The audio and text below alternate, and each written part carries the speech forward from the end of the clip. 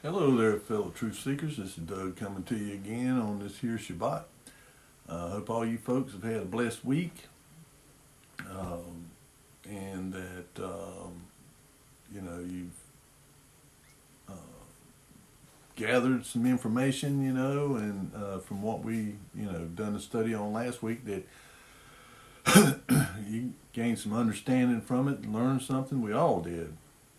I hope that you have been studying, as I always admonish you to be good Bereans, to read the Word. And, here's one of our newest members here.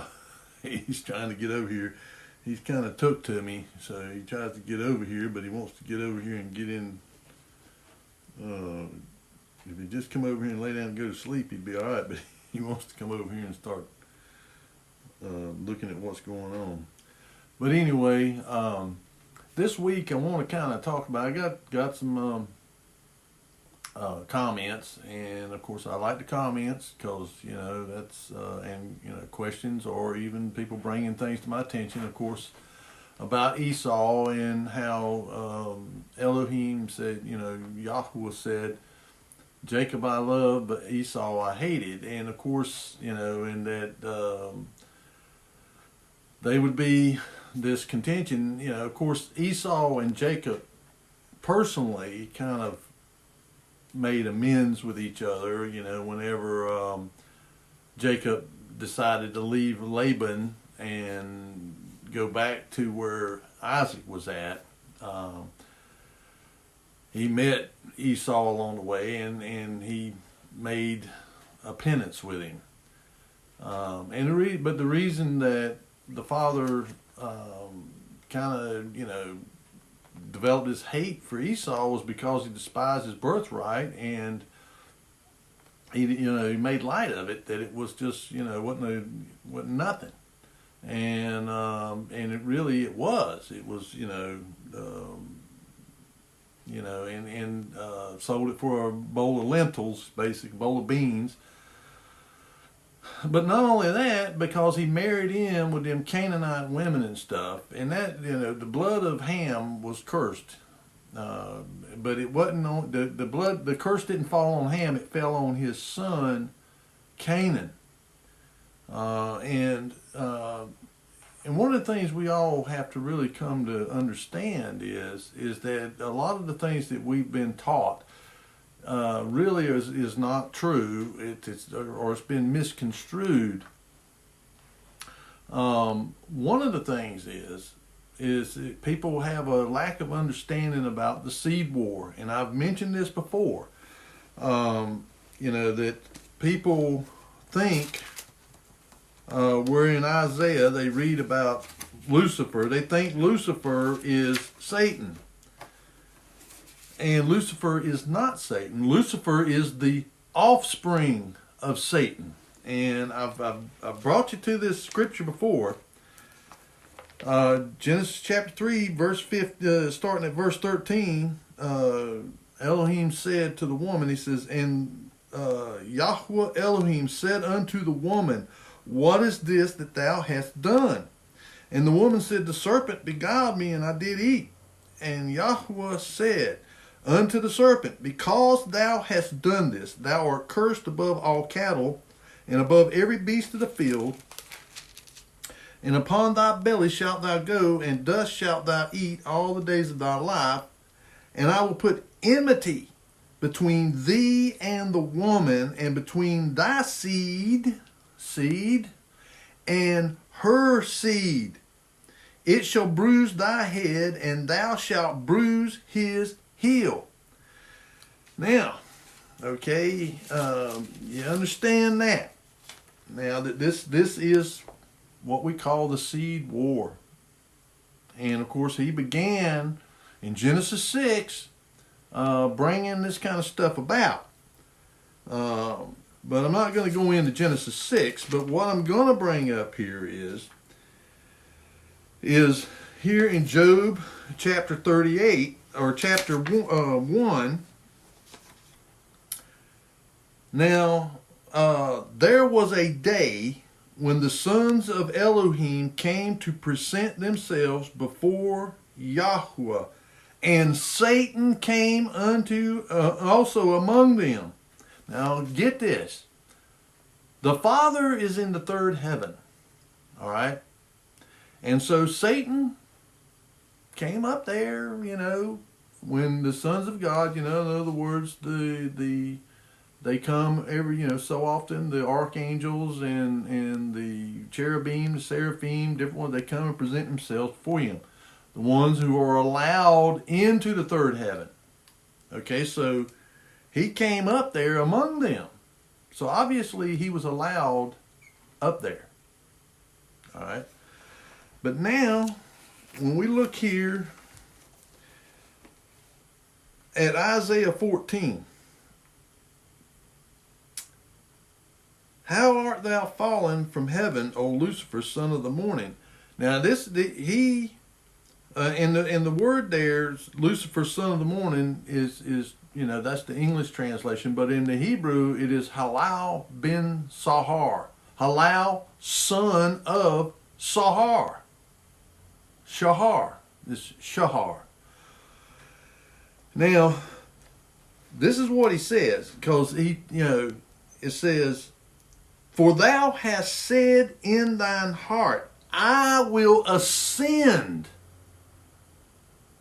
Okay? I will ascend into heaven. And of course he tried and he got kicked back down here. It says how thou art fallen from heaven. Because he tried to go up there and he got kicked back down. Okay? And thou, which, and of course it says he was in Eden. And of course, that would put him back. Right then, at that time, that seed war, when that began, he began making these Nephilim, these offspring. And he also, him and the other Satans, there's 7 Satans or seraphim that tempted the Watchers. The Watchers was a different class of Malachim or angels, that their task was just to watch us, to observe us, not to interfere with us or anything like that, but they were tempted by the Satans. That's what they do. They're tempters and they're adversaries, but they're not the only seraphim, they're just the ones that rebelled. And so he has this offspring, and this offspring, the spirit of this Nephilim, continues to re-emerge throughout time. Nimrod.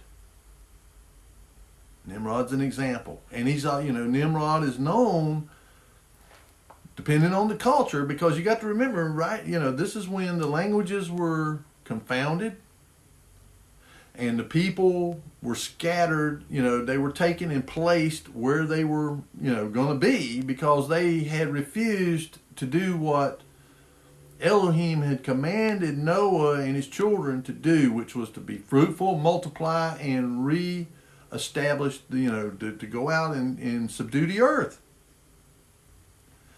And they didn't want to do that. They wanted to kind of just gather up together there and build a big city and then start building this tower to the heavens. Again, the same thing. Trying to get up to the third heaven. And, the Christ said that no man has ever been to heaven. No man. But the Son of Man.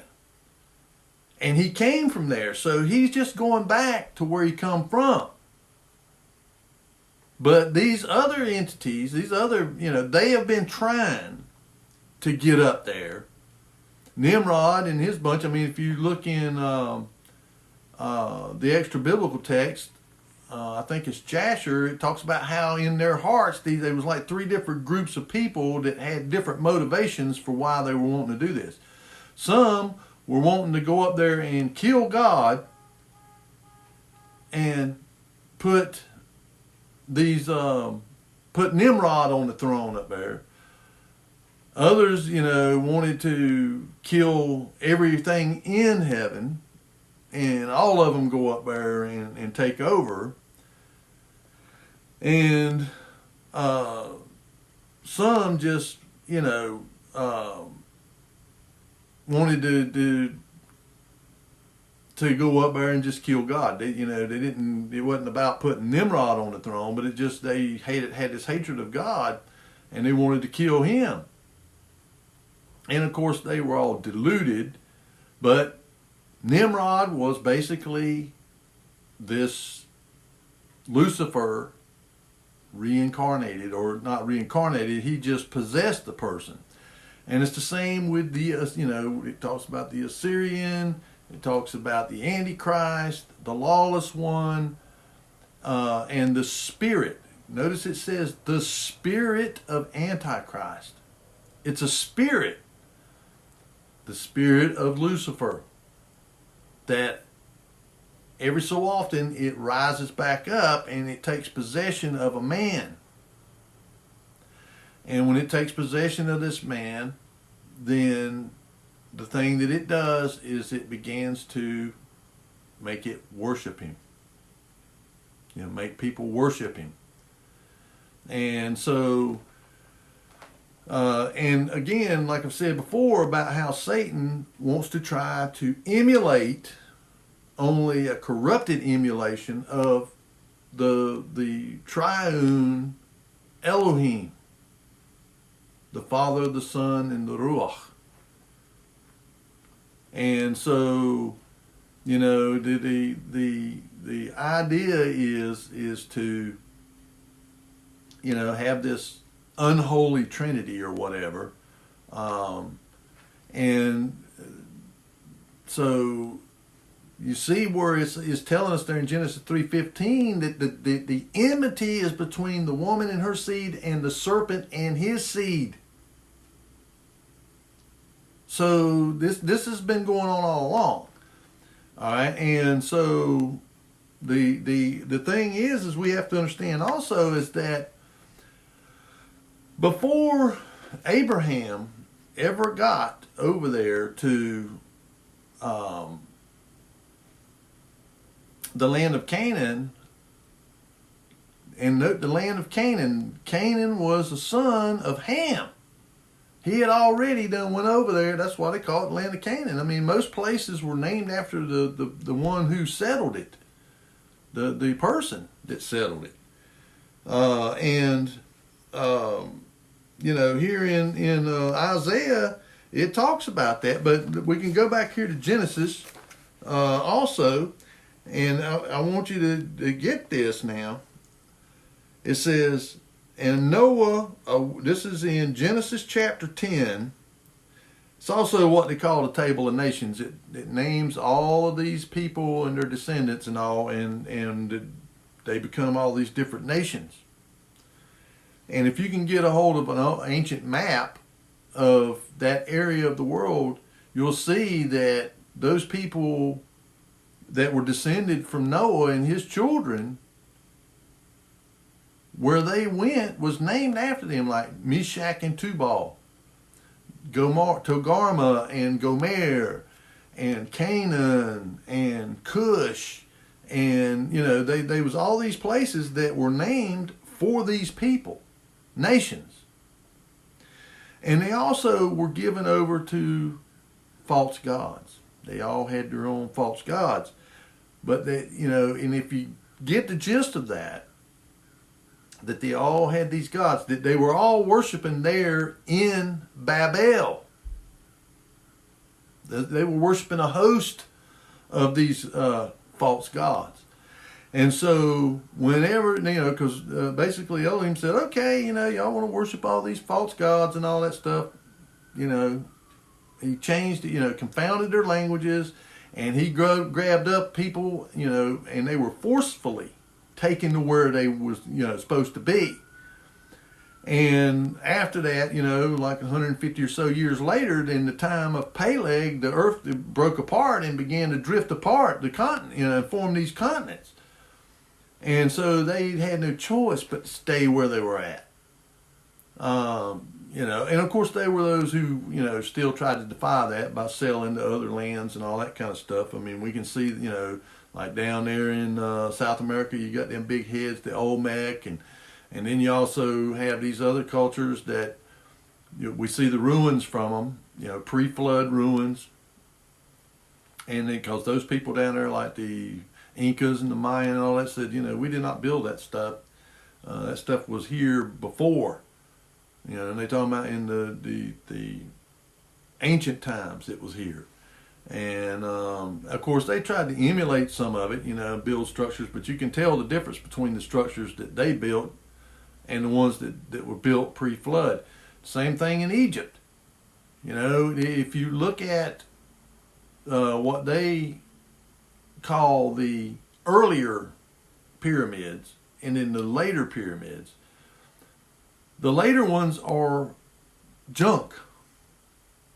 And, you know, you would think it would be the opposite, that the worst ones would be the earliest ones, and then the later ones, you know, they would get better and better at building them as time went on, but that ain't the way it is.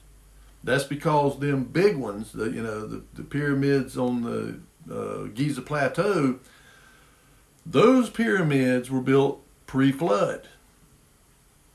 And so whenever the Mitzrayim, Egypt, came about, again, you know, if you go in there and look, you can see Mitzrayim, he was a son of Cush, you know, and or of Ham, Mitzrayim. So, and but the curse for what Ham did when he, you know, saw his father's nakedness, and we don't know exactly what that means. Some people believe that he went in there and he laid with Noah's wife, because she, you know, you become one when you become married. So if he exposed her, then he saw his father's nakedness. Others think it might have been a homosexual act. I don't know. It doesn't really spell it out. But for whatever it was, Ham wasn't cursed for it, but Canaan was, his firstborn. And so when you start looking at that, and then how Canaan went over there, and Mitzrayim, which is the Egyptians, this is another thing, and I've talked about this, and they are over there now. I mean, if you go over here and you look at these sons of Japheth, is Gomer, Magog, Madai, Javan, Tubal, and Meshach, and Tiras. And the sons of Gomer, Ashkenaz. Ashkenaz. All right? And Rephath, and Togarmah. And the sons of Jaban, Elisha, Tarshish, Kittim, and Dudanim. By these were the isles of the Gentiles divided in their lands, everyone after his tongue, after their families, in their nations. Okay? Now, over here, and that was in chapter 10, this is in chapter 9. And Noah woke from his wine and knew what his younger son had done unto him. And he said, Cursed be Canaan, a servant of servants shall he be unto his brethren. And he said, Blessed be Yahweh Elohim of Shem, and Canaan shall be his servant. Elohim shall enlarge Japheth, and he shall dwell in the tents of Shem, and Canaan shall be his servant. Now, when you begin to look at this, Japheth is dwelling in the tents of Shem, because the Hebrew people came from the bloodline of Shem. Abraham is from the bloodline of Shem. Okay? And you hear about the Ashkenazi Jews. those who say that they are Jews, but they are not. They are of the synagogue of Satan.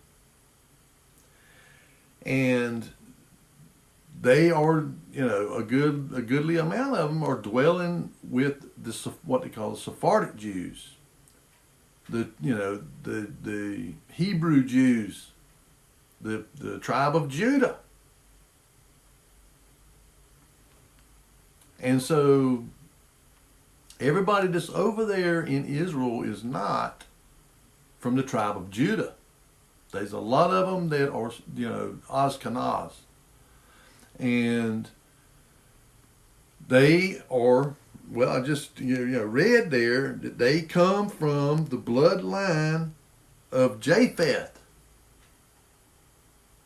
And of course, and Noah said, and he said, blessed be Yahweh Elohim of Shem. He didn't say that about any of the other ones, just Shem. Because Yahweh Elohim chose Shem. Because Shem and his wife were righteous people. Ham and Japheth, they had issues in their bloodlines. And you can actually begin, if you start looking down through the table of, all these names, the table of nations, and then you go looking in other scriptures, you'll see where there is Nephilim that come out of their bloodlines. And it's, if you look in, I think it's in Jasher, it says that Canaan had 6 fingers and 6 toes. Which was, the old saying, when the Native Americans, in Westerns, they said, how? Well, they didn't, that's kind of a Hollywoodization of it. The reason they did that was so that people would know that they were human and not Nephilim. Because they were Nephilim over here too. And the evidence of it's all over. I mean, you can go back in the 1800s where they were digging up these giant skeletons all over America. I mean, all here where I live at now, West Virginia, Ohio, Illinois, and then over in New Hampshire, and I've mentioned this before, they got what they call America's Stonehenge. And the people that bought that land, they found this big slab. It was a sacrificial slab that had a blood drain on it and all that stuff. But it was just on the surface of the ground, they just thought at first that it was just a naturally occurring slab of granite. So they got to digging around this thing, and they come to find out, not only was it this big table, and it was sitting on legs of granite, but as they got to digging down, they found a plaque down there, and it was in Phoenician. And it took a long time before they had somebody that actually come along one day, and a researcher or something that was just up there checking the place out, and he saw it, and he says, "Oh, I know what that is. That's Phoenician." And he could, he was somebody that could interpret Phoenician. And he interpreted it, and it says, dedicated to the god of to Baal, god of the Canaanites. Now, this Canaanite god, Baal, they had, like I said, they started early on worshiping this stuff there at Babel and all. But over here in chapter 11 is where it talks about the Tower of Babel and how, the languages got confounded and scattered. But what you got to understand is when every one of them people got put where they were going, they were given over to one of these false gods that they worshipped. I mean, when you look at like the people in India, they've got all this pantheon of gods, millions of them, to be honest with you. I mean, and then the Chinese and the Japanese and the Malay, which the Malaysians and people like that, I think a lot of them are Muslims or whatever now. But but they had, their temples there to Buddha, and and they still a multi religious country. But then the Russians, they had their own entities that they worshipped, and here in the Native Americans here in America, and down in Africa, and so these religions all sprung from Babel. That's the reason there in Revelation, I think it's Revelation 17, it says, Mystery Babylon, mother of harlots. And I mean, everywhere you see in the Scripture, it always talks about Israel playing the harlot, going after these false gods. And it describes these false religions as harlots. And so, and if you look, you can also see how even after these people were dispersed, there were still people living there in the area around Babel, but that the tower they quit fooling with it because they couldn't a lot of them weren't able to understand each other, so they couldn't continue what they were doing. And I don't think this tower was literally being built to go all the way up to heaven. No, I believe it was some type of to access a portal that would, but it had to be a certain height and a certain structural dimension, like the pyramids and stuff like that, in order to activate these portals. Because it says, come to, let's go down here and see what they're up to down here. Let us go down there, confound their language, that they may not understand one another's speech. So he scattered them around, and of course it says, and the Lord said, behold, the people is one, and they have all one language, and this they begin to do, and now nothing will be restrained from them which they have imagined to do.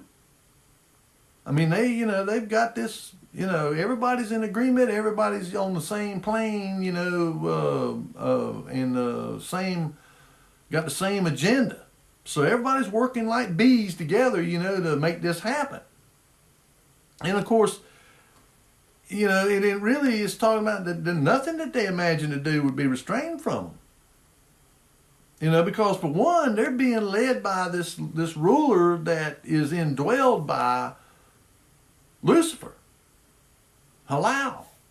He's being, controlled by him. And of course, he's got this knowledge and all that was given to him by his parent, one of the fallen ones. And you see these interactions that, even after flood, because in Genesis 6 it says they were Nephilim in the land in those days, and also after that. And of course, again, like if you read in the book of First Enoch, he tells a whole lot more detail about what was going on and how they fought a civil war and they killed each other off, and they became wandering spirits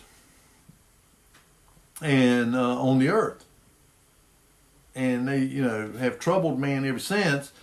And and I believe that here in these last days that a lot of these spirits are being released, and they're going out possessing people. And that's why this unnatural hatred that we see for Israel and for the United States and for the West in general. Now, that's not to say, when you read there in Malachi, where it talks about, Esau he hated and Jacob he loves. But, if you go on and read that, you find out that Israel, and it's not just talking about Judah. It's talking about all of Israel.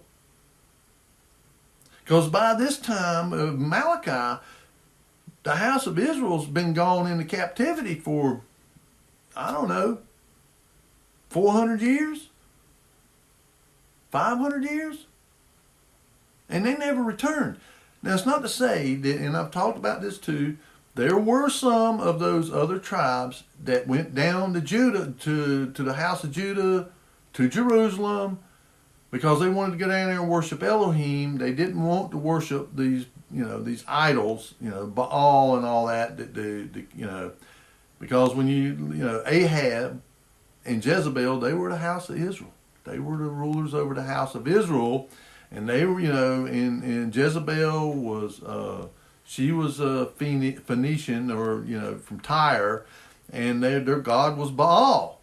And Ahab was worshiping Baal too. It talks about the prophets of Baal or the prophets of Baal. When Elijah confronted them and killed the prophets of Baal, and of course Jezebel was livid. She was out for his head. Well, these false religions like this here and all, they had their origin there at Babel. And I talked about how at Babylon, the mystery religion, that was it. The mystery religion is the all-inclusive religion. All religions. You see, that's what the mystery is that it is the mother and the creator of all of the religions of the world, except for the true religion. And that's why Elohim chose Abram to establish the true belief. The belief in our Creator. Among all of these religions, all these false religions. And that includes Protestant Christianity. They came from Catholicism, because if you follow the path of the mystery Babylon, the Babylonian religious system, it left Babylon whenever Cyrus took over Babylon. Naturally, these religious leaders, because they like their little cushy positions and stuff, they don't want to give that up. So they just went and blended right in with the Medo-Persian religious system. Their gods, and they kind of just went right in there and fell in there with them. And then when Alexander the Great defeated the Medo-Persians with the Greeks, then it moved from there. They, all those people joined in with the Greek religious system. Their pantheon of gods. Because the Greeks were a confederation. All those islands there, Crete and Sparta and Troy and all of those places, they all were joined together. Alexander was able to form a confederation among all those islands, and they swore allegiance to him, and he was able to convince them to adopt one language and all. The Greek, the ancient Greek, and from their, because they had all these dialects in different languages and stuff, but he was able, and again, this is Lucifer that is working in this man to bring, unity. It's a return to Babel. It's this continuing effort. Ever since the fall of Babel, it's been a continuing effort to try to bring back Babel, to storm heaven, again. That's what that's what's coming. Whenever they go up against Jerusalem and they all gather over there, that's their intent. Their intent has been, and they've been trying to break through the firmament. But they don't have that ability. And whenever it finally does roll back like a scroll, and they see Elohim on the throne. I mean, they're going to be praying for the mountains and the rocks to fall on them, to hide from the one who sits on the throne. And his Christ, his Messiah, the warrior, the captain of the host. Because, I mean, it's just going to be terror. It's going to be absolute terror, because they have been so deceived into thinking by Satan and his offspring, and by the false prophet, that they can do this. We can do it. Come on, guys, we can do it. And it's been an attempt to bring the whole world back to Babel, to storm heaven again. And of course, throughout all this, you keep having these attempts, like the Third Reich, of Hitler's Germany, and other attempts before that, Napoleon, and these Holy Roman emperors trying to, and Rome tried to do it too. They wanted, but they was counters to, the Parthians. They were never able to defeat the Parthians, and the Parthians are the modern day Iranians. They were Persia and Elam. And of course, Persia and Elam, those were ancient cities, ancient places. I mean, those people were there going back before Esau, and before the Ishmaelites. I mean, they were around, and so, they were around at the same time as Babel, or slightly right after that, because those people began to be put where they were, going to be going. And, there was some put over there in where Russia is today, and down in China, and over in India, and they were just placed all around, because the world was one landmass, Pangea.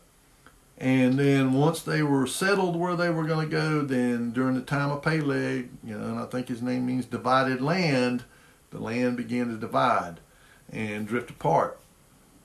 And of course, and the thing is that this because of this curse placed upon Canaan and his offspring, which is a lot of those people over there now, the Jebusites, the Canaanites, the Hittites, the Horites, the Ites, those were descendants from Canaan. But then you also had the Rephaim, the Anakim, the Zanzumim, and several, these other ones. These were these Rephaim and Anakim and them. They were the Nephilim, and they had become commingled with the descendants of Canaan, and it's believed that Canaan himself was a Nephilim. That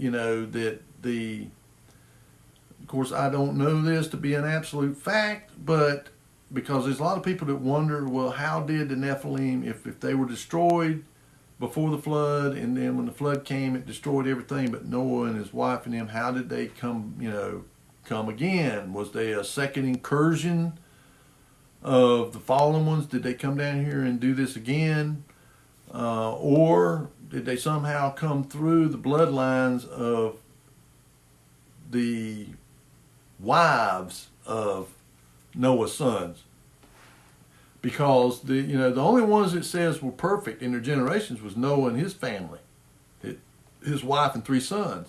Because Noah's wife was his grandfather's sister, Methuselah.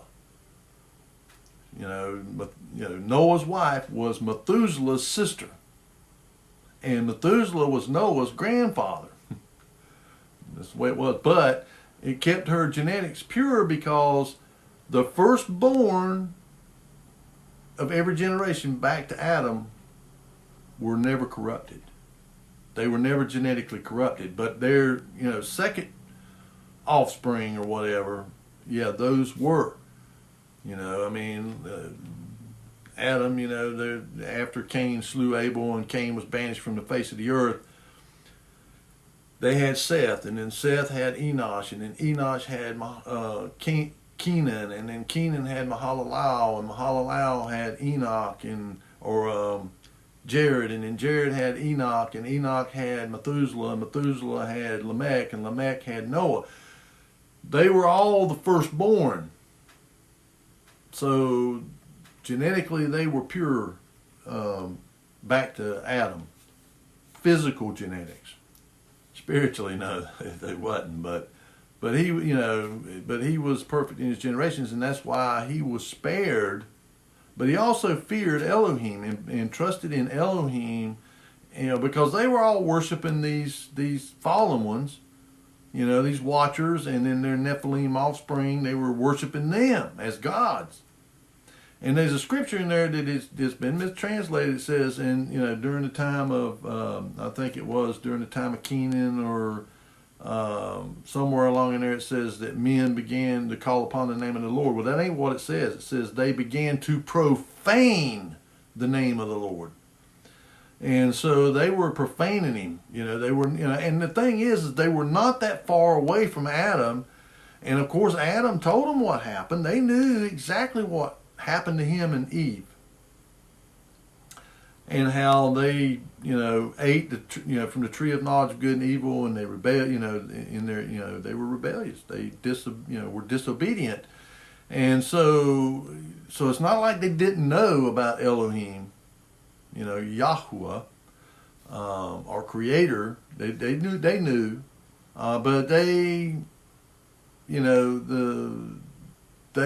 we were created with this desire to want to know, to want to learn, to want to, understand.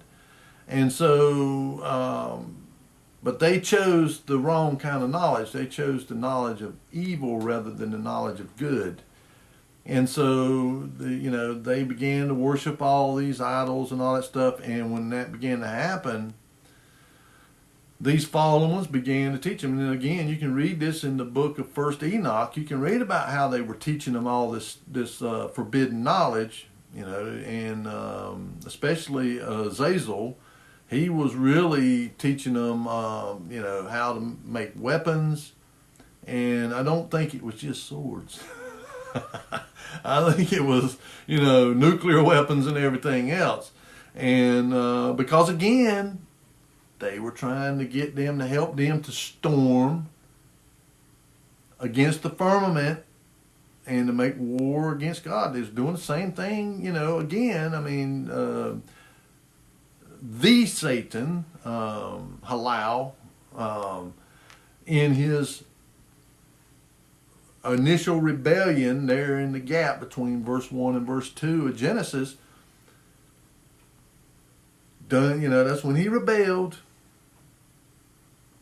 And it was such a bad rebellion and such a war that it destroyed the earth completely. He destroyed the earth completely with the flood, because it talks about the old world which perished. Well, the world that Noah was in did not perish. It reemerged. It reappeared. If you read what it says about in verse 2, it says that the Spirit moved upon the water and the dry land appeared. It was underwater. But whenever Noah landed, the flood and all stopped, the rain stopped, and the fountains of the deep were shut up, then the waters began to recede and the earth appeared again. So that earth didn't perish. It was changed. There's no doubt about that. It was dramatically changed. But, it was still here. The original, the one that, and we don't know how many there was before that. We don't know how many times this has happened. We really don't. And we don't know how old this world, this enclosure is. You know, I mean, we're in like a terrarium. You know, like I said, everybody's been so brainwashed with heliocentric cosmology they can't accept it. But the fact of the matter is that is the way that it is, and it's a self-contained, sealed system. And you know, the firmament is the largest structure that we know of that exists. I mean, it's 60,000 miles in circumference. And what's up there? These little boogers, man. They, you know, this one here in particular is really tucking liking to me, I guess. But it wants to come up here and go to sleep or something, I reckon. But yeah, and but so, you know, they've been trying ever since that first smackdown there to do the same thing again, to storm heaven and to get us to help them do it. And, you know, and slowly giving us, you know, over time, giving us knowledge. Well, the same thing back then, but you got to take this into consideration. The people back then, they were living in, you know, relatively pristine environment. The oxygen level was higher. You know, the gases and all, the blend of the gases in the air were pure. It hadn't been corrupted the way that it is, you know, early on, you know, back when Adam was still alive, and, you know, in his first offspring and his offspring's first offspring, you know, up to the time of Jared. That's when they showed up down here. The Watchers showed up and they began their mischief. Before that, yeah, they were still, you know, some of them coming down here interacting. I mean, obviously, you know, when you look at the story about the serpent beguiling Eve, well, you know, she talked with this thing as if it was just normal. I mean, it wasn't like she freaked out or something, you know. I mean, and in the book of Jasher, it says that the animals and all, they talked. They were able to talk. And we know now from research that their vocal cords are exactly like ours. So that they have the capability, if it was turned on, they have the capability through their vocal cords to be able to speak. But it was turned, you know, it was shut off. But anyway, I mean, I kind of digressed there. But, you know, you have to understand that those people also, that their genetics were, you know, pure. Our genetics have been so degraded through replication that, you know, because every time you reproduce yourself, and that's exactly what you're doing, is you're reproducing yourself, there's a little defects creep into your genes, into your DNA, and you pass it on. And, you know, I call it replicative failure, that, you know, eventually we would get to the point where we could no longer reproduce because the offspring would be unviable because of all of the genetic abnormalities that have crept in to their genes, to their DNA. It would just, you know, we just wouldn't be able to. But so those people were more capable, and they lived extremely long lifespans. I mean, you think about a Tesla, Nikola Tesla, or an Einstein, or, you know, Copernicus. Not Copernicus. I don't want to use him as an example, but Newton, or, you know, some of these people that we consider some of the great minds of history. Well, just imagine somebody on a higher level than that, but that, you know, didn't live 80 years, but lived 800 years. I mean, what they could create, what they could do, what they could imagine, you know, come up with. And not to mention the fact that you have these fallen ancient beings that are also helping you out, teaching you this stuff, teaching you metallurgy, how to find and identify metals in their ore state. Because a lot of times metals, when they're ores, don't look nothing like what they are once they're refined.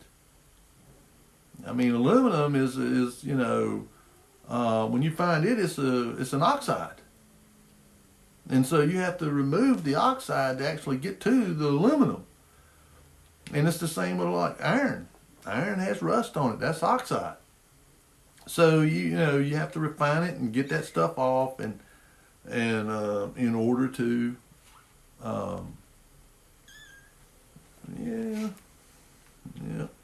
in order to get to the useful mineral or the useful metal.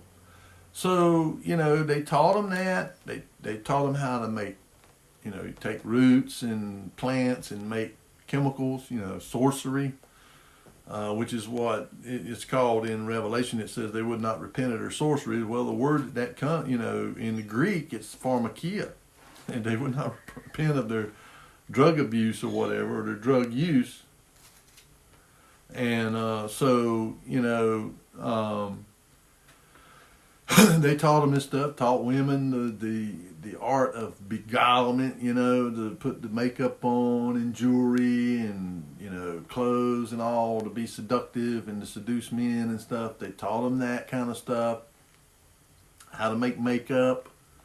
They taught them, they taught them a whole lot of stuff. Taught them architecture. They taught them, construction. They taught them all that kind of stuff on an advanced level. Because they already had the capacity to grasp this stuff. And so, when you see structures like the Great Pyramids and, and of course and then you also had these giants there that could do the heavy lifting. I mean, that could build these gargantuan structures that were able to survive the flood, by the way, because of their massive sizes. I mean, when you have like Baalbek, that platform there in Baalbek, and then people try to say the Romans built that or the Greeks or something. No, they did not. There ain't no way, even with a lot of the great architectural accomplishments that the Greco-Romans were able to accomplish, they could not move 2,000-ton stones. Much less quarry them. I mean, they couldn't quarry them or move them. And so these Nephilim giants were able to do it. They were able to, if you have a 450, 500 footer, it wouldn't be nothing. It'd be like picking up a cement block. Would be to us. So I mean, it's so we see how that this, and it plays all the way down to what we're seeing right now. This stuff that's going on in the Middle East, not just there, just the whole geopolitical shift. And, in Isaiah, I mean, like from Isaiah 15, 16, 17, 18, 19, 20, he calls out all these different people. He calls out Edom, Moab, Damascus. He's calling them all out because they are all ancient Israel's enemies. Because they didn't want to do what I just read there in Genesis 10. And you have this intermingling with these Ashkenazis and the Sephardic, or the real Hebrews mixing in there. The ones that Christ said, they are those who say that they are Jews, but they're not. They're a synagogue of Satan. They are in the midst of them, stirring up all this trouble to bring these people against them. But one of the things that the reason that Elohim allows this is because in Isaiah it talks about that too. And in Malachi, like chapter 3 of Malachi, it talks about Israel's disobedience because they will not, keep his commandments. They profane his offerings. They profane the temple. And that's what led to, ultimately led to the destruction of the temple. And Christ, he told them, if you, you're rejecting me, and because of you, stop that now. You don't mean these. That's the other. This is the other one here. I think this is gold. Yeah, I'll put you down. But it's over here clawing on my arm. But because they, are stiff-necked and hard-headed, the same thing, that led to them being in captivity in Babylon, the house of Judah, the same thing that led the house of Israel into captivity.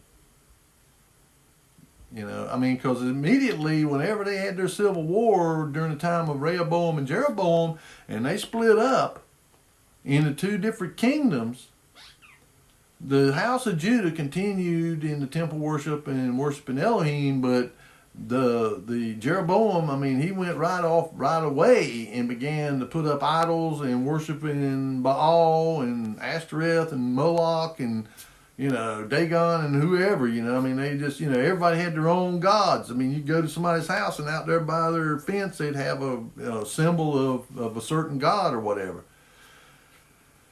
And we see this happening now.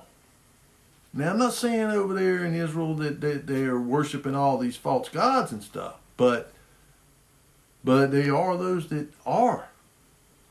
And of course, I don't know if that's where the Antichrist will rise up out of Israel or wherever. But my belief and from what I understand, it comes through. Supposedly, it's supposed to come through the tribe of Dan. That's the Scottish people. And I've talked about somebody that fits this, but he also is called the Assyrian. Germanic people who fits that description. Somebody right here that's running for president. He's also, he's descended from the ancient Assyrians, and he's also descended from the tribe of Dan. And you see also this mystery Babylon trying to through the World Council of Churches, trying to draw all religions, like I said, this all inclusive. All religions are welcome to come back to the mother. You get and it passed, like I said, it passed this Babylonian system, this Babel system of religion has worked its way around over to Rome and the Catholic Church. And of course, the Catholic Church did not exist in the first century. In fact, it didn't exist in its present form until the 3rd century. Before that, Paul established a church there in Rome. It wasn't Peter, like people try to imply, because Peter was the evangelist to the Jews. And Paul was the evangelist to the Gentiles. And so he wound up in Rome. That's why everything worked out the way it did with, and him asking for, he appealed, appealed to Felix or whoever it was, that I want to appeal this to Caesar, because he was a Roman citizen. He had that right. And so, Elohim, if he hadn't have done that, Felix was going to let him go. But because he appealed it, well then, he had to do it. And so he sent Paul to Rome, and ultimately led to him being beheaded. But because of the Jews, they, and they were everywhere. They wasn't just in Jerusalem and in Israel. They were all over. They were in the Greek area. They were in Egypt. They were all over that part of the world over there, and they were over in Rome. Because some of them have been carried off over there. And again, Rome, the same way. They didn't care what your religion was. But they just, a certain day, a certain God that there was their official God, they'd say, okay, on this certain day you got to bow down to this here, or you got to burn incense to him, or whatever. But the Christians wouldn't do it, and that's why they wound up in the Colosseum and, with ravaging lions and stuff, because they refused to do that. But they were others, like the Jews and different ones, they'd just go along to get along. They'd do whatever so they could keep on applying, keep on going. And of course, so you know, the Romans didn't care if they practiced Judaism or whatever. I mean, whatever they ended up developing after Christ, because they didn't accept him, and because they didn't realize the time of their visitation. And they said that the scepter would not leave there in Jerusalem until Shiloh come. Well, he came. They didn't recognize him. They didn't acknowledge him. So they believed that, because the Romans took away their ability to implement capital punishment. And once that happened, then they said, well, the scepter's left. We no longer are in control of our own destiny or whatever. And so they believed that all that they had been, believing in their scriptures and stuff was not true. So then they started down a different path, and plus whenever the temple was destroyed and they couldn't sacrifice anymore, that really kind of threw it in there. And then they began this Kabbalah and Talmud and, all that kind of stuff. And that all came from over there in Babylon. I mean, they brought that stuff back with them. The Kabbalah and and this Talmud, which is sort of their oral tradition that's been written down by men. The same thing that the Messiah condemned them for was, keeping the traditions and the doctrines of men and not following the law. And so, so we see how this stuff all plays out, and that northern kingdom that went into captivity under the Assyrians and got dispersed, he's going to bring them all back. A remnant. Not all of them. And of course, I've talked about this, and there in Malachi it even talks about that too, how that they will be brought back around the time that the Messiah is coming back. And they'll be there, fighting with Israel, with the Jews. It talks about Ephraim and Judah. And matter of fact, let's go back here and take a look at that.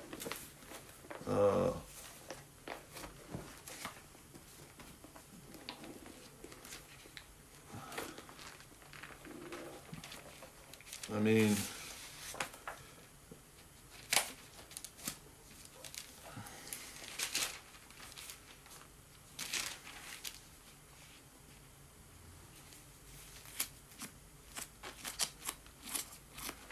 let's see, where was that at? Might have been in Zachariah.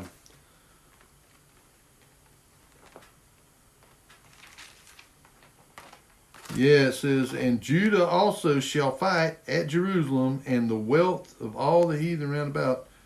Let's see. No, that's not it. But this is also something that we need to see here. It says, Jerusalem and the nations. It says, behold, the day of Yahuwah cometh, and thy spoil shall be divided in the midst of thee, for I will gather all nations against Jerusalem to battle. So it ain't just one. It ain't just Esau, it ain't just Edom, it ain't just Moab, it ain't just Philistia. It's not just, it's the whole world. All of the Gentiles and are gathered over there. And the idea, again, is what I said a while ago, is that they are wanting to storm. They want to try and kill God. I mean, that's that's what's in their heart, just like those back there at Babel, and I call it the return to Babel. It's what they have been attempting to do ever since, is to come back to Babel, where the whole world is one language. And what language is that? English. I mean, pretty much, we English-speaking people, yeah, there's people that can speak other languages that are English-speaking, but for the most part, we expect everybody else to be able to speak English to us. And when you go to most countries, I mean, not everybody, but a lot, all of the educated people and the people in political positions and stuff like that, they can all speak English. And that's what you have to have in order to get the whole world on board with each other, is a common language that everybody can, use. That's how you get back to Babel. And then you have to have somebody that can bring all of the religions together. And under the mother of harlots, Mystery Babylon, the mother of harlots, to bring all of her daughters back to her. And, like I say, if you look at this World Council of Churches, I mean, there's like 1,500 different churches or religions that are a part of it. That all are, on board with, they do not hold to sola fide, salvation through one, which is the Messiah. Oh, they think you can get there all kinds of ways. And that's how they are going to get this unified one world religion. For one, is that when it comes around to that time, where the Antichrist, appears on the scene, initially people are not going to know that that's who he really is, but because to begin with, things will, of course, us believers and people that know the scriptures will know who he is because he comes on a peace platform. The white horseman, and there's two different people riding white horses. The first one is the Antichrist, the second one is the Messiah. Again, Antichrist means instead of or in place of, not necessarily just opposed to. It means in place of.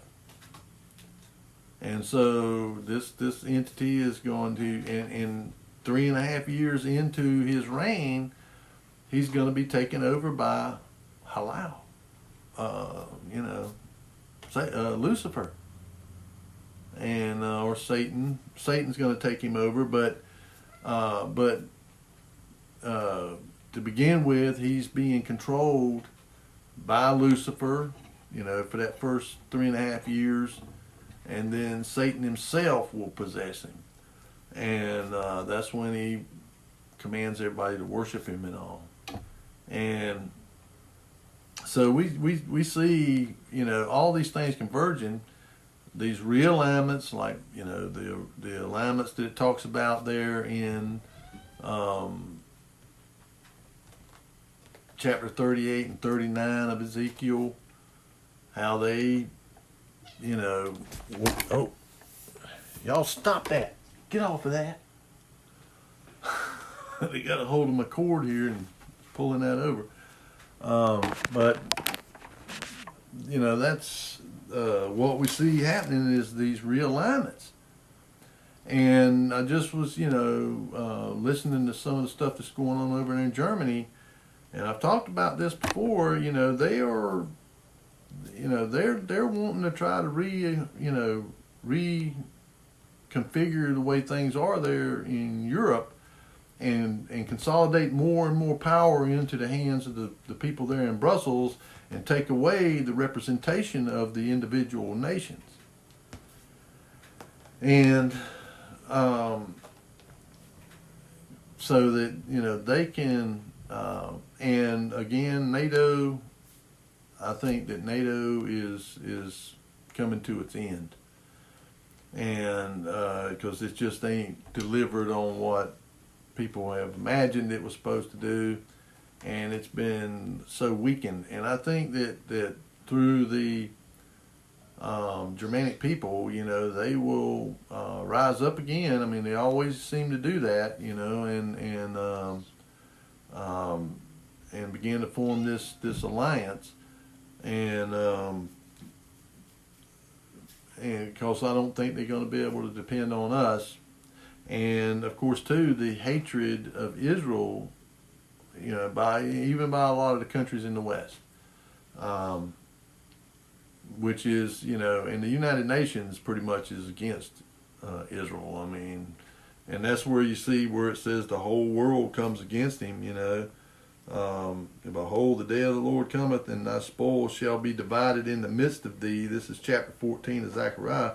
For I will gather all nations against Jerusalem to battle, and the city shall be taken, and the houses rifled, and the women ravished, and half of the city shall go forth into captivity, and the residue of thy people shall not be cut off from the city. Then shall Yahweh go forth and fight against those nations as when he fought in the day of battle.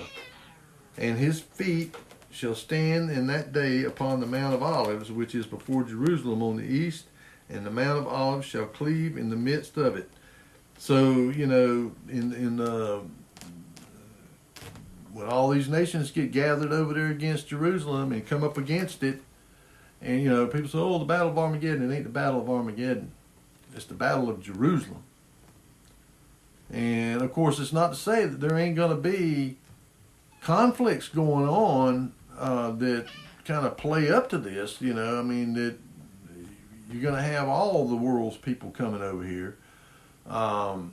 But, you know, it talks about the kings of the north coming down against the kings of the south. So you're going to have this confederation of countries in the, you know, Africa, North Africa, and probably some of the Middle Eastern countries, whichever ones are still left after the Psalm 83 conflict, are going to come up against Jerusalem. And it says that the kings of the north come down like a whirlwind and defeat them, and they'll occupy that land.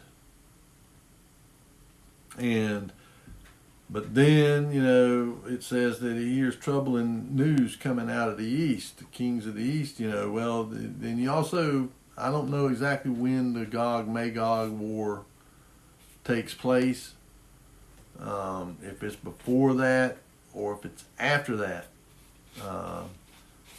But it talks about the kings of the east marching over there whenever this king of the north comes down against the king of the south. And it's probably because they have some kind of an alliance, you know, that if we get, you know, get the worst end of this, you come to our aid. And it says that this power that's there in Jerusalem, this Antichrist or beast, he hears troubling news coming out of the east, you know, and because they're all coming over there, they're being gathered. Because it also talks about, you know, it says, and I saw 3 unclean spirits like frogs come out of the mouth of the dragon, out of the mouth of the beast, and out of the mouth of the false prophet. There you have your Trinity there.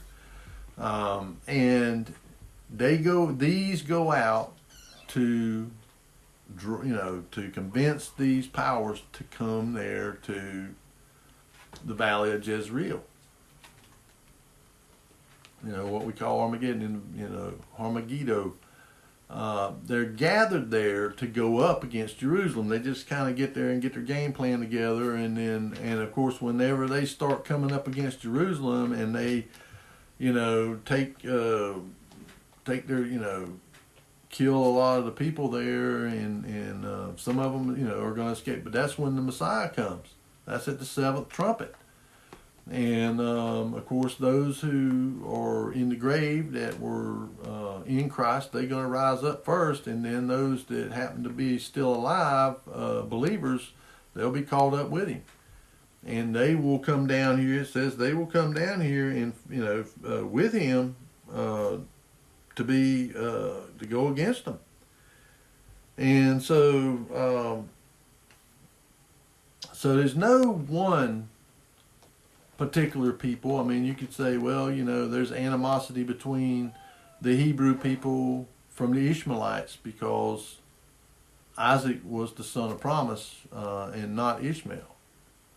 And that animosity, you know, still exists between the Arab people and Hebrew people.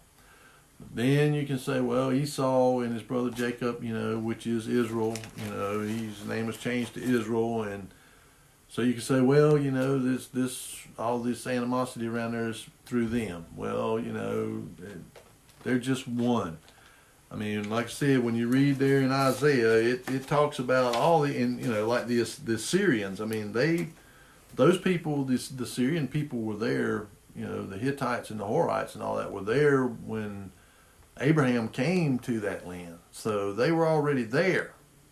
And when you look in, like I said here in Isaiah, for example, here in Isaiah 17, the oracle concerning Damascus. This is where it talks about Damascus becoming a ruinous heap in one night. It says so where's this coming? It says, the fortress also shall cease from Ephraim, and the kingdom from Damascus, and the remnant of Syria. They shall be as the glory of the children of Israel, saith Yahweh of hosts. And in that day it shall come to pass that the glory of Jacob shall be made thin, and the fatness of his flesh shall wax lean. And it shall be as when the harvestman gathereth the corn, and reapeth the ears with his arm, and it shall be as that gathereth ears in the valley of Rephaim.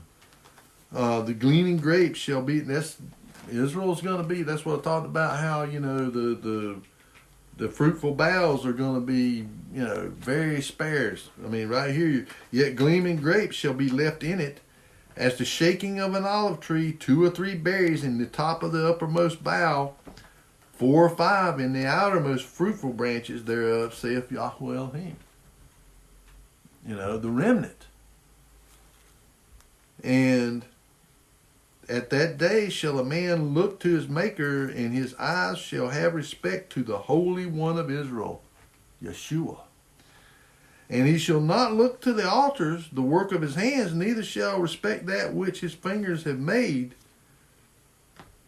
Here in verse 1 of chapter 17, it says, the burden of Damascus, behold, Damascus is taken away from being a city, and it shall be a ruinous heap.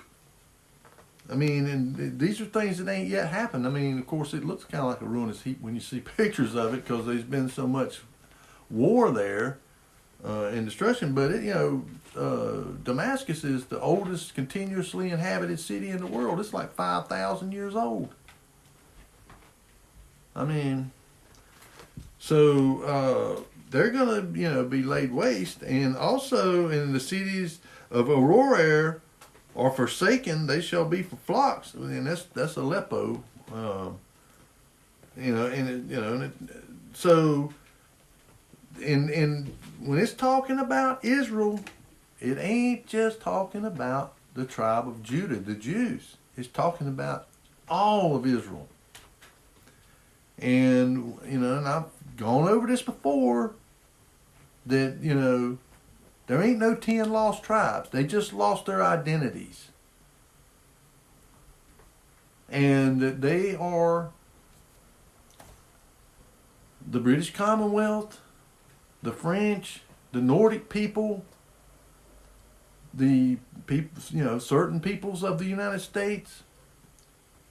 And of course they've been blended in. I mean, they're no longer like Hebrews anymore. They've been,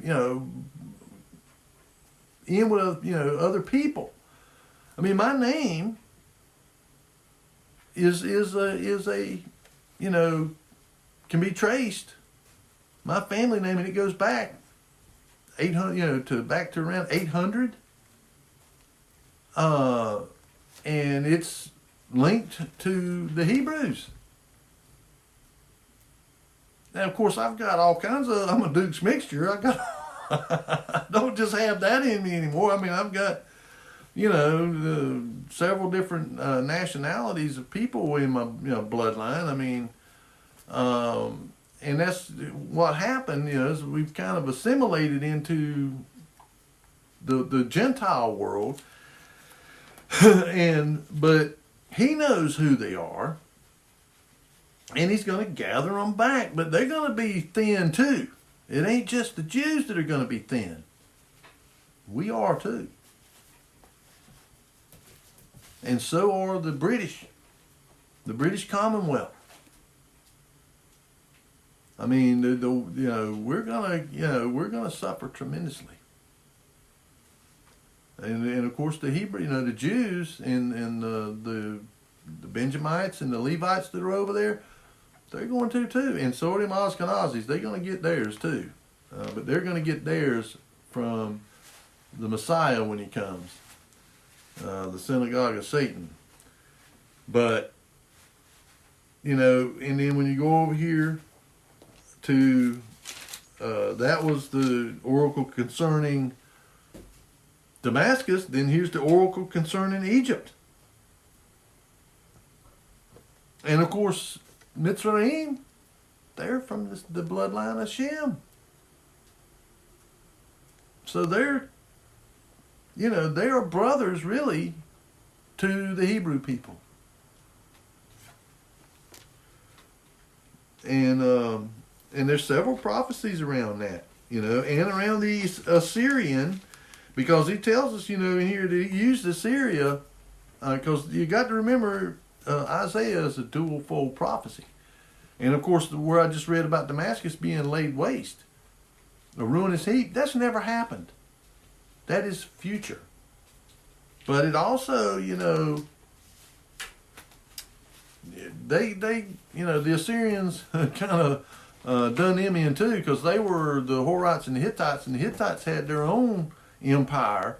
They're in western Turkey and down in Syria, down in there, even down in the northern part of Israel. They were all in that area, and they were a pretty mighty empire at one time, and then the Assyrians overtook them. Because the Assyrians were more in the eastern part of Turkey and in northern Mesopotamia and around the Caucasus, and I mean, they had a huge city. I mean, Nineveh was huge and highly fortified, but they met their end real quick too, like in a day, man. I mean, it came quick because they were drunk, and it prophesied about them that happening to them. The flood come and it knocked down one of their walls and breached it, because the river ran through there, and they had a really bad flood that happened upriver, and it just came down through there and knocked down one of their walls. And of course, the Medes, the Babylonians, and the Persians had joined together in league and come against them, and they took them over and run them out. Here, it's talking about in chapter 20, in the year that Tartan came unto Ashdod, when Sargon, the king of Assyria, sent him and fought against Ashdod, which was one of the cities of the house of Israel. And he talks about how that the Assyrian was the rod of his correction on the house of Israel. But they talks about them too getting their comeuppance, and but they will be a remnant of them as well. And then here concerning Tyre, Lebanon, the oracle concerning them, so these are judgments against all of these because of how they've come against Israel. And that's the whole of Israel. The judgment upon the earth. And then here it's talking about, this is talking about the whole earth now. It's talking about coming against, the judgment on the earth also is defiled under, this is in chapter 24 of Isaiah, verse 5 and 6. The earth also is defiled under the inhabitants thereof, because they have transgressed the laws, changed the ordinance, broken the everlasting covenant. Therefore hath the curse devoured the earth, and they that dwell therein are desolate. Therefore the inhabitants of the earth are burned, and few men left. And because we all, all of mankind has forsaken his ordinances and his laws. And, the eternal, the everlasting covenant, it ain't just a covenant that is with Israel. This covenant is with all of humanity. And his law applies to all of humanity, not just to the Hebrew people, the Jews, or to the house of Israel. It applies to all people. And whenever we all, collectively, humanity, don't keep this covenant with him, then, we cannot expect anything less than desolation. I mean, it's, a judgment on the earth. And so you can see there, I mean, there was this enmity and this animosity between Esau and Israel. Because there's scriptures that talk about how Esau, the children of Edom, the Edomites,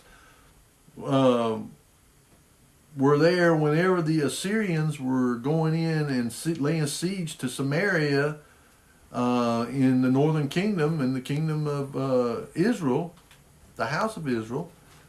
And they were over there cheering them on, saying, bash their babies' heads in and rape and pillage, and do all this horrible stuff against Israel. And so that's why that he you don't have nothing good to say about them, and they're going to be wiped out. But for one, again, they were corrupted. They had corrupted themselves by intermixing with these Nephilim. And that's what Edom did, and that was one of his Esau's great sins, was going up there, not just despising his birthright, but going in there and mixing in with these people at Seir. And Seir, Seder, they were satyrs, a lot of them. And so that's why you still have this ancient animosity, because it comes through from these disembodied spirits of these Nephilim that embed themselves among these people. And not just there, like I said, I've talked about how, Jack Parsons and, L. Ron Hubbard going out there doing that Babylon work and opening up that portal out there, and these things started coming through. And, and now people, they can't just come through wholesale, but people can summon them. And the portal's open now. They can just come through there at will, as whenever somebody summons them. And of course, the more that gets summoned out, the more they convince people to do, they become proselytes, that recruit more people to become possessed. That's why you see all this madness. I mean, just stuff that just 10 years ago, you would have thought, man, that's crazy. That ain't going to happen. And here it is. Much less when I was growing up, man. I mean, the stuff that's happening now, people have said, you crazy, man. That will never happen. And yet, here it is. And I mean, it is just, outright insanity. The things that we're seeing, and we're seeing all of these, these geopolitical realignments, and all the insanity. Well, it is all, and sort of, like I said, it is the return to Babel.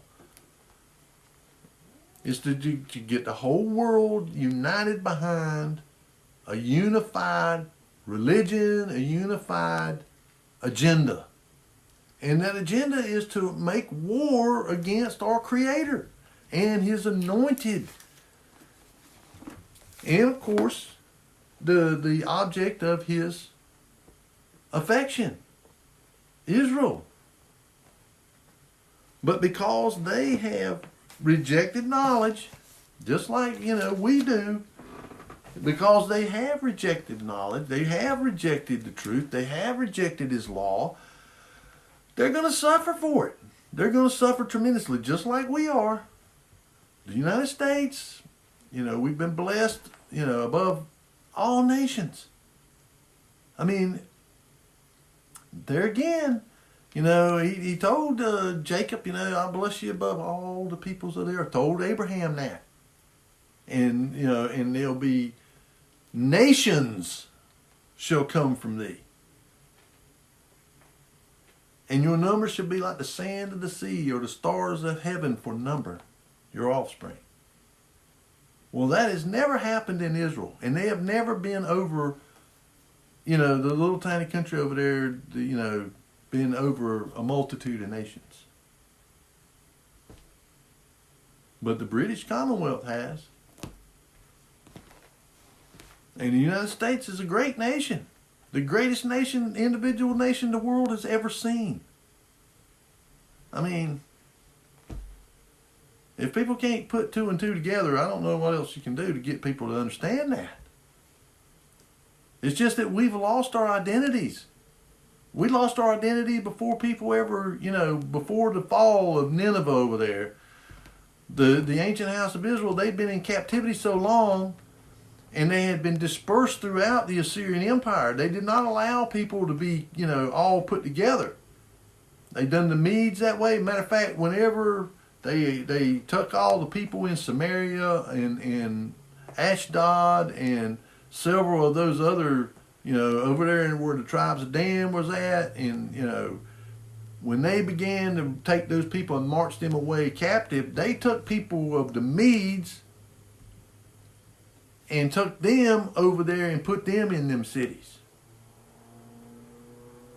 And that's a lot of these people that you see over there that were there when the Jews began. And it wasn't just the Jews. The Jews didn't come until later. The first ones to go over there were the Zionists, the Ashkenazis. They went over first, but then a lot of the true Jewish people, once it had been established as a country again, they began to go over there. Because a lot of the places where they were at, they were hated and the people were, persecuting them and stuff. So they wanted to go there. But you can, there's a lot of these rabbis and stuff like this said, look, we're not part of that. We're not part of the Zionist movement. They're not real, they're not they're not us. And so they've gone back over there, and because there's a lot of places where they were living at that they just were not wanted. And and there's a lot of them here, but there's also a lot of Ashkenazis here too. And from Eastern Europe, and people can take it however they want, but the truth is the truth. And I just read to you, they're in the Table of Nations in chapter 10 of Genesis about who these people are. And so we can use that as a gauge to show us. And then in the stuff going on there, a lot of them people were already there. But because Israel, during the time of the book of Joshua, you go in there and read, after Joshua died, they didn't do like they were supposed to. They didn't, continue running these people out or killing them off. And they lived to torment them and trouble them ever since, like Philistines. But you had those people that were transferred from over there where they lived at, the land of the Medes over in Mesopotamia. They were transferred over there to Samaria and Ashdod and other cities there in the northern kingdom of Israel. And the people of northern kingdom of Israel was transferred to different districts of the Assyrian Empire and separated because they didn't want them to be able to, conspire together to rise up against them. And that's the way they done it. And after 100 years' time, they kind of started getting, some of them got assimilated in with the Assyrian people or other people that were, the Medes and the Babylonians. And they become known as the Cimmerians. And whenever the city of Nineveh fell and the Assyrians had to, flee from the onslaught of the Medes, the Persians, and the Babylonians, then they kind of went up and, they kind of spread out. Some of them did stay over there in the Caucasus, and there's some of them that the Eastern European Jews or Hebrews, the house of Israel, they just identify as the people that are there, some of them stayed over there in the Caucasus and Eastern Turkey, but a lot of them went on up and went around the Black Sea, and they migrated down into Europe. And we're talking back, 600 BC. 2600, almost 2,700 years ago. And after all of that time of migrating and stuff, it's only, makes sense that, cat knocked something off in there. It only makes sense now that these people have kind of lost their identity, but that they migrated to these places. And when you look at, Tarshish, which is England, and when, and they know that because of metal tin, that the Phoenicians there at Tyre, they were merchants of it, and they would go to, ships would go there. Matter of fact, Jonah, that's where he was on his way to whenever they threw him overboard and the great fish swallowed him up. He was on his way to Tarshish. And there was people there a long time. And, different empires had tried to, the Romans especially, they were there for probably 500 years. Before, Rome began to burn. And they had to get back to Rome, and they kind of abandoned. Then the Anglo-Saxons from over there around the Nordic people began to come down there and take it over. And you already had people from there in Scotland and Ireland, that were from the tribe of Dan and other tribes, that were already there. And they were, they were the pagans, so it's all coming to a head. It's all coming to, its climax, and this stuff that's going on over there right now is just the way that it will bring about the that coming Antichrist, the laws, the man of peace, and it's going to be a false peace. Because it says when they say peace and safety, sudden destruction comes upon them. And everybody's calling for it. That's one of the hallmarks. It says that everybody will be clamoring for peace. Peace, peace, peace. And this entity, this Messiah, this false Messiah is going to show up, and the man of peace.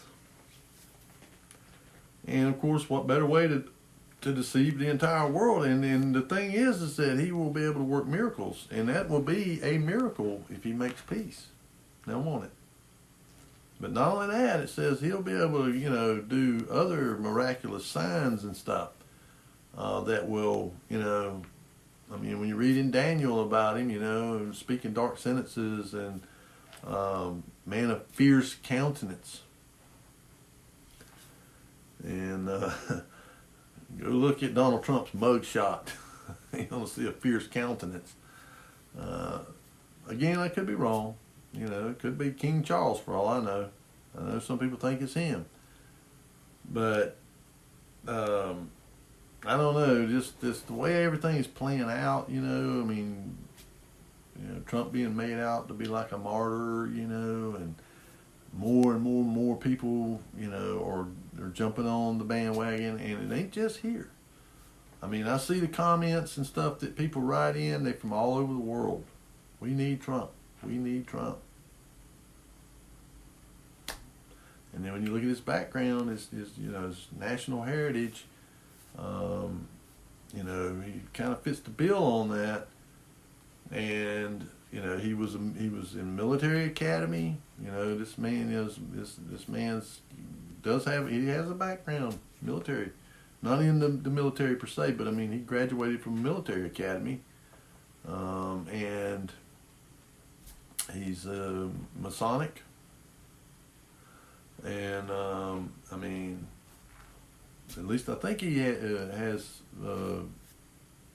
was in a military academy or something. Because it seems like I've seen him in a uniform, but it was in like a cadet or something. But other things that are in his background, in relations, one of his uncles, that had all of this stuff that was Nikola Tesla's technology. And I've talked about how Tesla talked about how the future, the things that he was doing and working on and stuff was for the future. That what he was doing right then was nothing compared to what would be in the future. And they've got a hold of all of this stuff, and you know, they've worked on it, and you know, he a lot of it was still in his head, but they got a hold of his papers and his, you know, his drawings and stuff like that, and through trial and error, they've perfected a lot of this stuff. You know, these energy weapons, cloaking devices, these ultrasonic things where they can speak to your mind, make you think you're hearing voices and all that kind of stuff. That stuff is real. I mean, that is real technology that they have. I mean, that they, you know, they can focus it at you and only you hear it. Don't take my word for it. Go look this stuff up. You know, ultrasonic speakers, and then the, you know, other stuff like MK Ultra. You know, mind control. You know, they've been working on this stuff for years, and you know, they had to do a lot of trial and error and experimentation on people. I mean, there's no telling how many people they've just ruined their minds, burnt their minds out, doing this stuff on them to try and develop this stuff. And these active denial systems, you know, I mean, on and on and on at the technologies that came from Tesla, you know. And because he, more than anybody in modern times, understood the nature of everything is electromagnetism. I mean, it's all electromagnetism, and there's no such thing as gravity and all that. That's all a myth, you know, because there certainly ain't nobody can tell you what gravity is. They can't nobody measure it or detect it because there isn't any.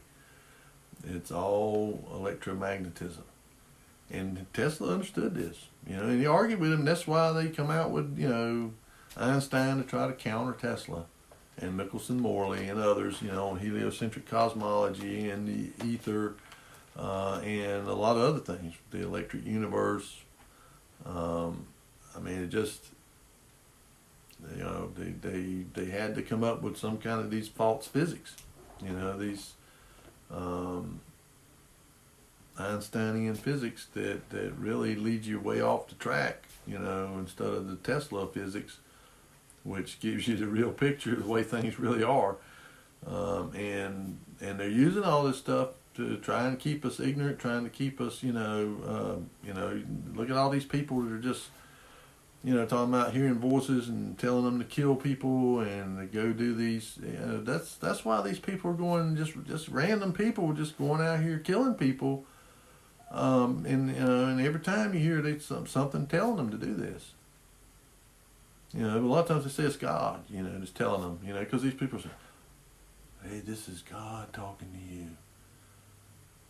You need to go kill these infidels or these, you know, these sinners, you know, you need to go. And it's just some guy, you know, that's off over here in a van, and he's got this thing pointed at your head, and only you can hear it. People standing right next to you cannot hear it. And, you know, back whenever, I don't know, if you're my age, you remember the Son of Sam. And he said, and this goes to tell you, they had this stuff back in the 70s. And I've said this before, if, you know, whenever they're telling you, they've had it a long time. Whenever we find out about it, they've already had it for a long time. He said his neighbor's dog was telling him, that God was talking through his neighbor's dog telling him to go kill these people. You know, he was a serial killer. So they had this ability back then to do that. And, you know, because that's what I say, you know, about, you know, these demonic and satanic entities, they can do stuff too, but, you know, just like the Father uses people, they use people to manifest what's in the spiritual into the physical. I mean, it's just that simple. And we see it manifesting everywhere. And it feeds on itself, you know, just like that Babylon working, opening up these portals. Same thing would I try to warn people about, like Ouija boards and stuff like that. It's a portal. And you go to messing with it, you're inviting demonic possession. disembodied spirits. They will come out of it and come into you. And it's the same with this. They can't just come out. They have to have legal right. But if you start messing with it, you're giving them that legal right. Because the scriptures tells us to not mess with anything like that. Necromancy and, mediums and seers, and we're not to mess with any of that stuff. Astrology, and no. And when you're messing with it, you're opening yourself up for demonic possession. And we see that it's just everywhere. And that's because people are giving them the legal right to do it. And every time one of these demons possesses somebody, then they are going out and encouraging other people to do the same. Even though people don't realize, they don't come out and tell you, hey man, if you come over here and do this here, you're going to be possessed by this demon. No, they don't tell them that. They tell them, oh man, you do this here and you get power. You get money. You get, that's how they work on people. And so, when you look at like Hollywood and these universities, and, it's just everywhere. And because people have been duped. And so, the only thing you can do is pray that these people will be delivered. But when you look at what Scripture says, when He comes back, He's coming back to destroy these people that will not repent of their wickedness, and He's going to send witnesses. It says Lazarus. He'll send Lazarus as a witness before the day of the Lord, and And that's why, I encourage people, man, do everything you can to stay as close to our Messiah as you can. And to keep your mind right, so let that mind that was in Yeshua also be in you. Because then if you've got that mind and you know these scriptures, they can't come and do that to you. Even if they try, they can't do it. That's where He says, He would deceive even the very elect, if it were possible. If it were possible. But it's not possible that He can deceive the elect, because we have His truth right here. We have it right here. And if we get it in here and in our heart, nothing they do can convince us otherwise, other than that truth. And so, it's sad that these people, these Edomites, these Moabites, the descendants of Lot, they're over there too. And they reside over there in Jordan. And, and those Edomites, they're kind of mixed in over there with the Ishmaelites. And their hatred, a lot of them's hatred goes way back. It goes back to, the time of Isaac and Jacob. And, there was a conflict back, even before Israel came out of Egypt and went over there and subdued the land. They was, sometimes they would be at peace with each other.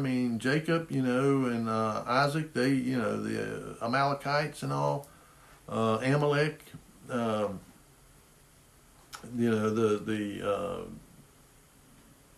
able, Abram, I think Abram, it was Abram that had a treaty or something with them, because he tried to, he was going to marry Sarah. He done, when Abram came into that area over there, just like the Pharaoh over in Egypt was going to do the same thing. And of course a dream came, he had a dream or whatever, and he said, if you marry this woman here, I'm going to kill you. if you don't send her back. Well, he says, why'd you do this to me? You told me she was your sister. Well, she was his half sister. They had different mothers. They had the same father, but they had a different mother. And so they were technically, the same thing when he was there in Egypt. He told them over there, oh, she's my sister. Well, technically he wasn't lying, but but in a way he was being deceitful, that she was his wife too. And but he was afraid, and so he, but those people over there, they were all fighting against each other. It wasn't like it was just them. I mean, when you look at the history over there, and they got a saying among them, you know, among the Arabs and among the Persians and the Medes and the Babylonians and all, they got a saying, the enemy of my enemy is my friend. Okay, if they both hate me more than they hate each other, they'll join together to fight against me. And then once they get done defeating me, then they'll go back to being enemies again. And it's been like that for thousands of years. And ultimately, whenever you start, like I said, you go to the table of nations and you start kind of just working it down, figuring out who these people are, they're all related. They're all related. They all, you know, we all are. I mean, it's, you know, it's just, but those people that were, you know, that were, their languages were all confounded and they was spread out, they became the Gentiles. And, you know, Abram came from the line of Shem, and so he was called out to be a separate, a set apart people, a set apart nation that would raise, that he would, that the Messiah, and or that Yahweh would raise up to be the light, you know, to be a light, and the people through whom he would work to bring the whole world to the knowledge of the truth. And but now whether they accept it or not is, you know, another story. But anyway, I kind of went a little bit long on this here. I didn't really want to go that long, but I'm just trying to say that, you know, it's just, it ain't just the children of Edom. It ain't just the children of Moab. It's not just the children of the Ishmaelites. It's the whole world. It's the whole world that hates God. You know, other than his people that he has called by their name. You know, he says, if my people who are called by my name, you know, and it's talking about the true believers, then, you know, those people, you know, it says they hear my voice and know they won't follow another. And so we don't follow these false gods and these, you know, we follow the true Messiah, the true shepherd. And as long as we can remember that, no matter what happens, I mean, all this stuff has got to play out. It's got to play out, and of course, you know, some of these people that he talks about, you know, when it's all said and done, they, you know, like the, you know, Mitzrayim and the Assyrians, there will be some of them that will be saved too. He's not, you know, that they, you know, his mercy endures forever. And he's used them. He's had, you know, a purpose for them, a purpose for Israel, a purpose for everybody and everything. And so, you know, when it comes down to it, he's going to save people from all people. And, you know, it's not just going to be a little small group of people, you know, over here. It's going to be some people from everywhere. And, but it's not before, you know, there's a whole lot of chaos goes on and you know, the final showdown, and to put down the rebellion once and for all. But anyway, folks, I love you. I thank you for joining in on my videos. You know, I really thank people for all the views I got this time. You know, I hope that that's the idea is to stir you up, get you to studying. You know, go look at these scriptures and see what his word has to say about it. You know, and you can see all of it ties together. I mean, all of it. I mean, you know, the whole world is coming against Israel, and that's not just the Jewish people. It's everybody that is descended from the house of Judah and the house of Israel. Will be, you know, the time of Jacob's trouble. Jacob's name was changed to Israel, so it's the time of Israel's trouble. And it's not just talking about the little nation of Israel, it's talking about the people. It's talking about the people. The 12 tribes of Israel. There was 12, not one. And it's you know, because those ones that lost their identity, they have done wickedly You know, they followed right in the footsteps of the ancient house of Israel. I mean, we've done the exact same kind of stuff. And so, you know, the punishment's going to be very similar. And he's going to use the Assyrians again. He's going to use the Assyrians again. His rod of correction for the house of Israel is going to happen again. But anyway, folks, I love you. I hope you will be blessed. And I'll see you again on the next Shabbat if Yahuwah is willing.